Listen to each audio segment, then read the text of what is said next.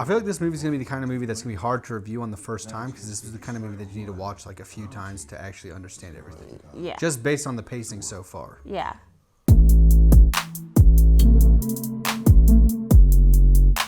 Hey everyone, and welcome to our channel. I'm Stassi. I'm Steven. And in this video, Steven will be watching RocknRolla for the first time.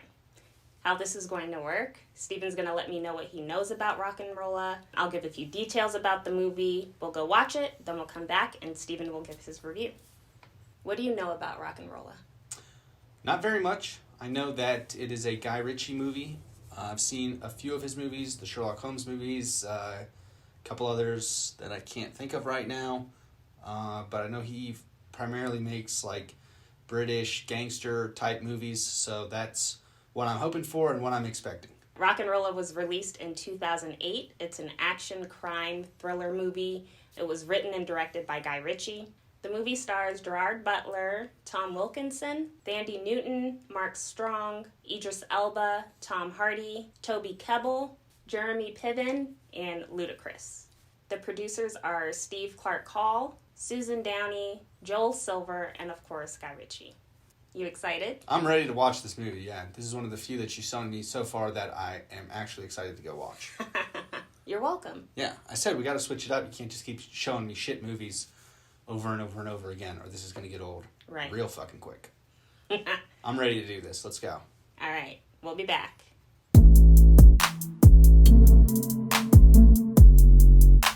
So, Steven has just watched RocknRolla. Steven, what's your synopsis of the movie? All right, I'm going to try my best here, people. There was a bunch of stuff going on. I feel kind of like it's a movie you may need to watch a couple times till you finally sort of get everything that's happening. But here it goes. So the movie sort of starts with the opening credits, and you see Gerard Butler, Idris Elba. They're sort of small-time criminals, 1, 2, and Mumbles. Fucking amateurs. They're try to do a deal with the guy, Lenny, the old mobster guy, British gangster, for some sort of building or something. Again, don't really understand what was happening. All you know is that it goes south and they end up owing Lenny like $2 million by the end of it, and they don't know how to get the money. Then the movie follows Lenny and his boy Archie, who is also the narrator of the movie. They go meet with a Russian mobster who's trying to do a deal with a stadium or some shit, and he needs to pay Lenny $7 million to get, grease the right palms of the right people in the city to make the deal happen.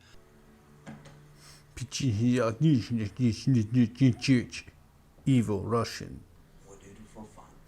If this guy's a billionaire, he should have enough money to fix those fucked up teeth of his. Motherfucker look like Steve Buscemi. And then that's where this lucky painting is brought in, and we'll get into this more later. But basically the Russian guy gives Lenny the lucky painting to hold on to until the deal's concluded. And then you find out that the painting gets stolen a little bit later on. But after it shows Lenny with the Russian, it cuts to Stella, the accountant for the Russian. Stella! And he's like, hey, I need to get $7 million cash over to Lenny. And she is like, well, fuck, I'm going to rob you. So she calls Mumbles and 1, 2 to get their crew to rob the $7 million. She's like, you can pay back Lenny with the $2 million of the $7 million. You give me a cut. We're all good. So they're going to rob the guy who's paying the guy that they got to pay? Mm-hmm. Oh, this could only end great. So that sort of starts off the first heist. It goes pretty easily. They're literally just like, hey, put the money in the car and fuck off. And then they're arguing over the keys, and they can't figure out how to start the car. It's pretty good. And then they get the money all pretty good and easy.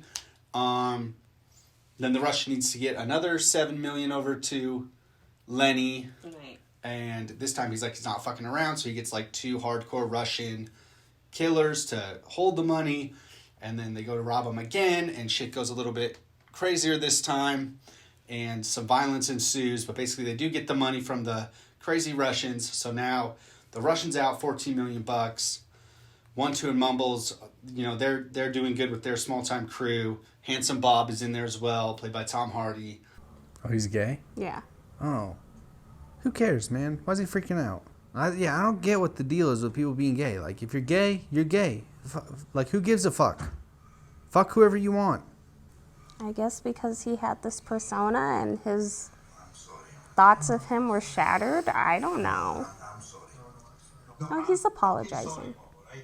There's another storyline sort of with Johnny Quid, who's like Lenny's stepson that he hates, and he wants to be a RocknRolla, and he figures he could sell more records if he's dead than alive, so he fakes his own death, and then it turns out that he actually stole the painting, the lucky painting. He's the one who stole it, and he's living like a crack house, and he's just a junkie fuck, and he's, his record deal people or the club owners or whatever, Ludacris and Jerry Piven's characters, don't remember their names at all, but basically Lenny comes to them and is like, where's my son? I know he's alive. Where is he? He stole my fucking painting. And they're like, we don't know. And so then they're trying to find Johnny Quid to get the painting back. And so you just sort of have this crisscross the whole time. Everybody's sort of robbing each other, ripping each other off. That one's just a Cockney, British accent having criminals. British gangster. I knew it. So then the movie sort of comes to a head. Basically, they all sort of get dragged into the warehouse, and Lenny's there. And by this point, the Russian has broken his leg in 4 places, so he's in a wheelchair. Archie, his main man, is there, like, hold everybody down with bags on their heads, and they bring in basically everybody. You got Tom Hardy's, Gay Bob. You got Idris Elba, Mumbles. You got 1-2, Gerard Butler. You got Jerry Piven, Ludacris. The kid, Johnny Quibbs, you got them all there, and then he's like, we're going to find out what the fuck is going on, who's been robbing me, who's doing what, this or that, and then basically, he shoots Johnny Quibb in the stomach. Lenny shoots Johnny Quibb in the stomach, and he's like, hey, my boys, take him out and go kill him. So then they go down the elevator and leave. You find out later that they end up actually overpowering Ludacris, Jeremy Piven, and shot in the stomach Johnny Quibb, overpower the 2 guys in the elevator and end up getting out of there. And then back upstairs in the warehouse, Gay Bob is like, hey, Archie, look in my pocket. There's something that you want to see there before you fucking kill us or anything. And basically it's a letter from the court that Archie finds out that Lenny is this informant. What was the dude's name? Like Sidney something? Sidney Shaw? Sidney Shaw. Or something like that, Yeah, so there's been this character the whole time that's like Sidney Shaw, who sent basically everybody in the movie to jail at one point or another. You don't really know who it is. And then you find out Lenny is Sidney Shaw, who's the informant and who has sent basically all of them to jail, prison for different periods of time at one point or another. So Archie's like, oh, Lenny, you wheelchair-bound fuck, you are done. And he lets the other 3, small-time guys go and basically feeds Lenny to the crawfish. And then the movie cuts forward a little bit in time, and you see Archie going to pick up Johnny Quid from a rehab. He comes out, he's like, I'm clean, I'm good, all I do is smoke cigarettes, and I'm ready to go. And then he gives him, of course, the lucky painting, and he has a gun that's a lighter, and he lights a cigarette, and that's the end of the movie. Yeah. Pretty good for the first time watching it, right? Yeah. Yeah. Again, there was other stuff that sort of happened in there. Gerard Butler, bangs the accountant Stella in sort of like the quickest cut sex scene you've ever seen in your life. Yeah. You also find out that she's the one that ends up with the painting. Oh, yeah. And then, yeah. And she gets murdered. She does? You think she gets murdered because they don't show it, but it's implied they killed her because the Russian went over there. He's like, marry me.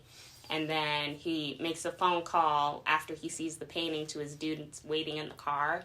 And he's like, I need you to come take care of something. And he says, hand me my gloves. So that kind of, to me, seems like they killed her. Oh, they probably did. I didn't pick up on that. See, this is what I'm talking about. You need to watch it a few times. Yeah. Because I actually was going to talk about how that story was sort of left up to your imagination, but now I guess it's not at all. So I'll just go ahead and skip that part. Oh, you did, bitch. Can I come in? So what was your favorite part? So just as a start, in general, I really like the style of the movie, the cinematography, the way certain things are shot, just with the lighting and the way characters are, positioned in frame and stuff. Definitely Guy Ritchie knows how to frame up a shot to make it look really cool and stylized. Also, the way the music was cut in. There's just a lot of, obviously the movie's called RocknRolla. There's a lot of punk rock, a lot of guitar, a lot of drums that sort of play along with the shots and the pacing going back and forth. So just, it's a fun to watch movie in that regard. Also, I really like the, British accents. I think I spent most of the movie just repeating what the characters were saying because they all just have awesome, British gangster accents, and I love that shit. I think the British accent is your new favorite accent. I'm pretty good at it. Fuck it. Who gives a fuck what you think? Quit fucking about. Oi, Jackie! Naughty bastard. Putty in your hands. He don't like a cold. Back door, fuck off. I think they just want to have a chat. Oi, counsellor! Hello, Archie. I hope you're ready for me to talk like this for the next week. I'm prepared. Also, the violence, it's not an overly violent movie, but there are scenes where violence comes into play, and I think it's pretty well done. It kind of reminded me of a Tarantino movie in that regard, although not quite as gory, but it's still they show the knives and the bats and this and that, and people being tied to chairs and fed to crawfish and just all that gangster violence shit. Some of the violence also was just kind of left up to your imagination. They didn't always show what they were doing, but it was implied, or you just hear the gunshots, right? And you could imagine what happened. And I would agree, I also really liked the way the movie was stylized and the editing. I thought it kept the movie interesting and it was so fast-paced. It was kind of hard to keep up. I mean, I've seen it before, but it kept your attention, and that's what I really liked about it, too. Anything else you liked? Yeah, so I would just say, the second robbery scene, just that whole sequence of how Gerard Butler comes limping into the restaurant, sits down with Stella, hands her the bag of money, and she's like, what the fuck happened? Because obviously he looks like he got the shit beat out of him. And then it sort of cuts back, and you just see that it's the polar opposite of the first robbery, where it just went so smooth and easy, and they thought it was going to be that again. Mm-hmm. Basically, it's the two Russian guys just get smashed in the truck, and then they go in to try to get the money, and they're still alive, and they're running, and the guys, they're beating the shit out of each other in the sporting goods store with golf clubs and stuff, and the Russian guys stabbing the top of the getaway car with knives sticking through the roof, and then they're running, and it's all just cutting back and forth with him just explaining it to her while she's eating asparagus, super, hyper sexualized eating of asparagus. It was just great, and I loved it. It was just over the top, which is exactly what you want from this movie. That sort of sequence was just exactly what I expected, and I'm really glad I got it. Is there anything you didn't like? So there are a few things. I would say the pacing at certain parts of the movie, I get. Again, the stylized storytelling was good, but sometimes it's just could you just slow it down? Could you just turn the dial back a little bit and sort of let the scene play itself out? There were, just a lot of the, exposition type scenes where people are explaining sort of what's going on with Archie narrating things while things are being shown on the screen. Again, I think with multiple viewings, you would understand it a little bit better, but your first time through, you're just it's a little disorienting. Yeah, it jolts you a little bit. So that was sort of, something that I would critique. So I was going to say something about the accountant and the Russian, where he asked her to marry him with the painting and whatnot. I thought that was kind of weird and sort of left open-ended, but Stassi zipped that right up for me. She's fucking dead, and then they either kill the Russian or brutally injure him at the end to get the painting back. So, again, that makes sense to me now. Just needed to watch the movie a couple times, I guess. And then speaking of the painting, that whole MacGuffin of the painting, you never see what it is, right? It's the gold case from Pulp Fiction, right? It's just that sort of thing. I get that it was sort of needed to tie in the Johnny storyline because he had the painting, but I just sort of feel again, the movie had enough going on with the Russian, the small-time crooks, and Lenny, that whole thing where you didn't really need the painting to drive that other story, and it was just sort of this, it was a MacGuffin, and it didn't really need to be there. It was kind of a letdown in a movie like this, so that was something that I didn't like. And the last critique I'll give of this movie was the very end, where it's teases a sequel or some shit with the credits, and it's come on, really, you made this great movie that's all, its own original unique thing, and then you're just going to use it as a setup for the next thing. that didn't need to be there. They could have just ended it, and then if you make a sequel, great. If you don't, awesome. You got a good movie. It's like, just end the fucking movie, you know? It could have just been a one and done. Yeah, it's like, why can't the movie just fucking end, you know? Yeah. Is there a sequel to this movie? Not yet. Not yet. It's been 12 years. I know. What the fuck?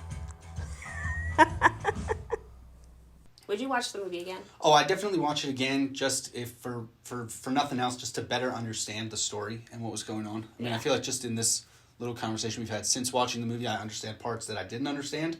It's a fun movie. It has, you know, like, it's got the action, it's got the violence. There was no nudity, which was kind of a bummer. And the sex scene was just like chop, chop, chop, done. So, again, but I would watch it again. Right.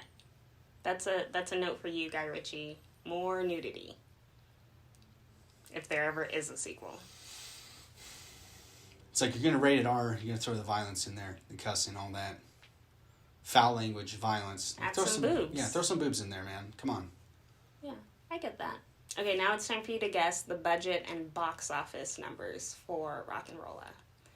So I would guess the budget of this movie was somewhere around $35 million back in 2008. And I would say, it being a rated R movie, it probably made somewhere around $80 million.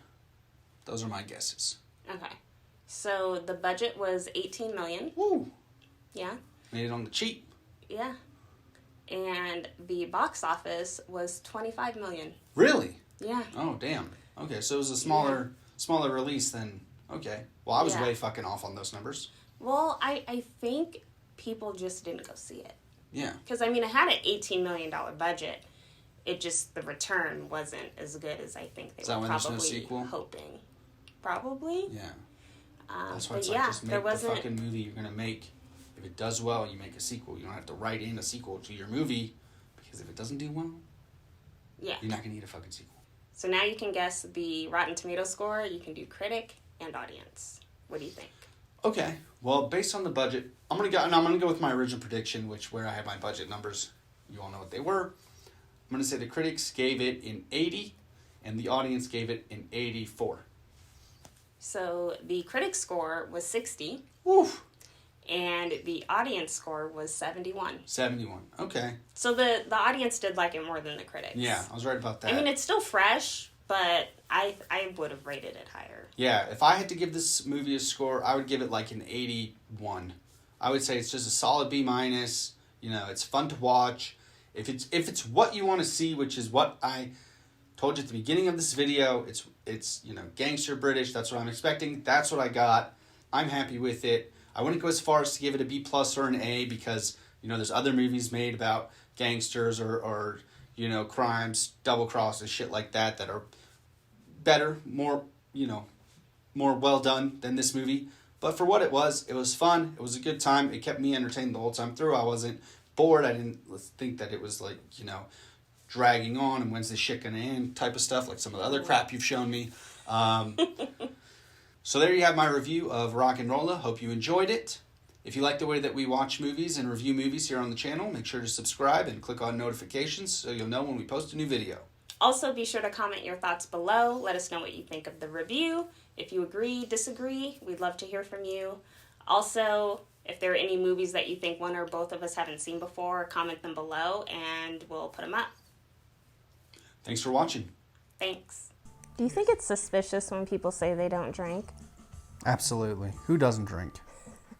Suspicious people? Yeah.